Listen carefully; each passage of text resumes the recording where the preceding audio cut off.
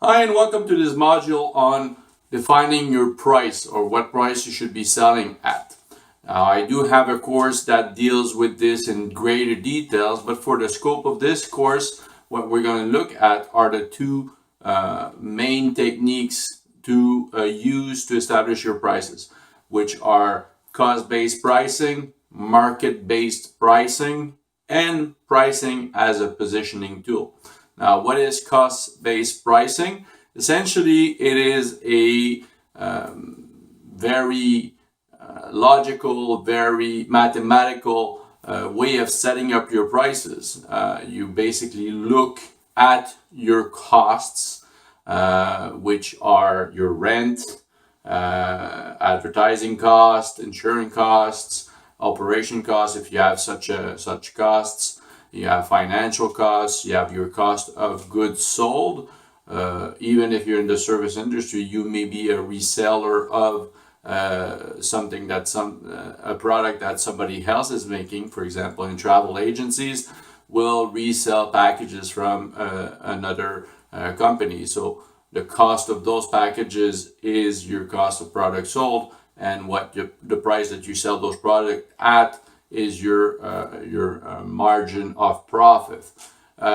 So you have to analyze all of those dimensions. You have to factor in also your salary and your profit margin that you want to try to get. So it is, if you're starting out, I would probably suggest to you to use an accountant, because you have to establish all of the various items in your financial statements that will be of importance for you.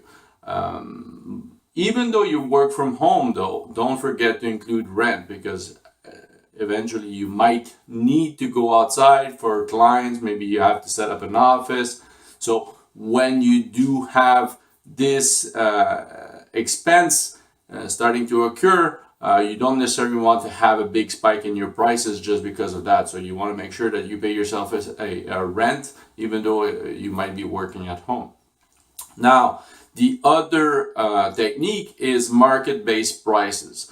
Now, this technique is a very easy technique, and usually you will use that one in conjunction with cost-based pricing, because cost-based pricing, you may leave some money on the table. That means that you may not charge enough to your clients.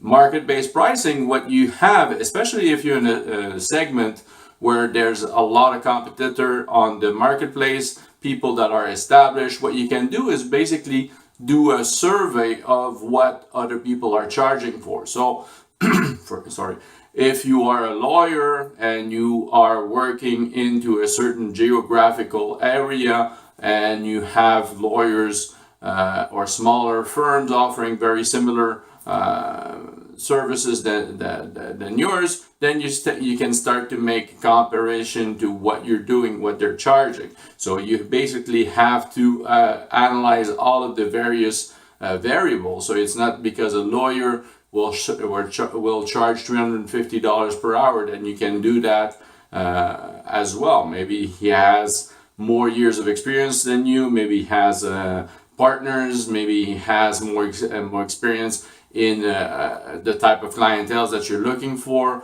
so forth and so on. So you have to make a comparison that is justifiable, and after that you have to develop a presentation and arguments to support that claim. So it's not because you are similar to the person charging $350 per hour that you can just charge $350 per hour. So you have to be able to present that and support that into a very good presentation to your clients. I mean, obviously, reverse engineer or using some of the stuff that is out there will help you out, especially, like I said, if you have a lot of competitor. So the market is already established, so you can kind of do that. Now, if you're having a newer product or a newer service that is not necessarily very well known, or it's not in the marketplace at the present time, now that becomes a little bit more tricky. You can still use substitutes to do this analysis. What do I mean by that? For example, if you develop an accounting software. Obviously, there's a lot of accounting software out there, so it's the example is just to illustrate what I mean. But let's say that there were no other accounting software on the marketplace. What you could do is look at the accountant themselves. So that's the alternative. So either you do it yourself by buying the software, or you go to an accountant to have your tax done. Now, in order to price your product, you can look at how much an accountant would charge you, and that can be a base for yourself. All right.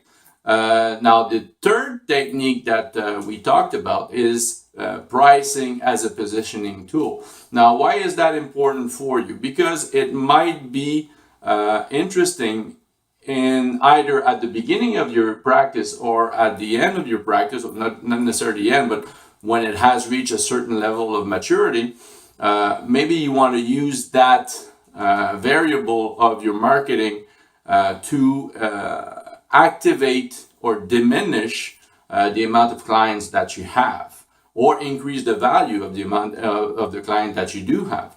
What do I mean by that? For example, you can ask a price that is lower than the current market price to penetrate market, to steal clients from your competitors, to build a certain amount of volume.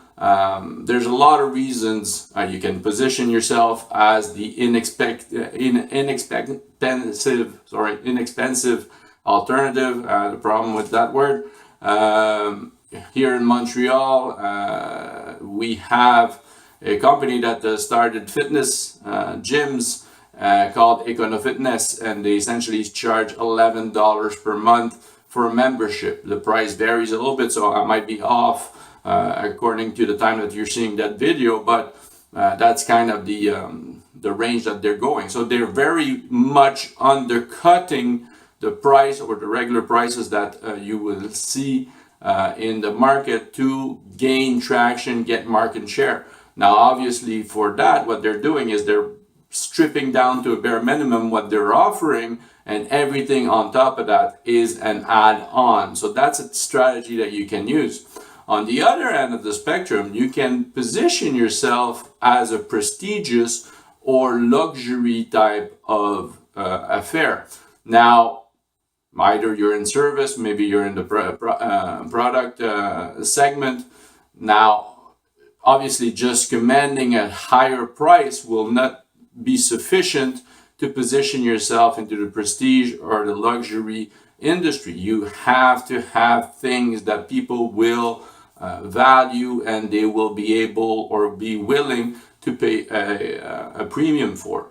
So either things like no waiting time, satisfaction guarantees, you're part of a very exclusive clubs, there's not many items sold, they're handmade, you have lifetime guarantee, etc., are all things that people will value and will pay more for. So if you apply that to your business, you can develop a presentation or an argument around the fact that you might want to charge a little bit more for your product or your services, maybe because you give more attention to details, maybe you spend more time with the client, etc., etc. There's a lot of options out there for you to be able to justify that. Now, on the other hand, what it does is it moves you from a volume industry to something that's a little bit more personalized. That might be something that you might want as your business model. So you keep that in mind. There's for and against. For example, if you are in the service industry and each client can bring you something like $20,000 and you can work with about 10 clients, well, what happens if you lose 2 clients? That's 20% of your sales. So that's a lot. There's a very big risk associated with that. Having said that, if you do the same amount of volume or the same amount of money, but now you're having 200 clients, well, you lose 2 clients, that's minimum. The impact on your operations or your business is very, very small. So So if you have any questions or comments, feel free to reach out to me, and I'll try to answer them either in the comment section or through email. Thank you very much, and I'll see you in the next module.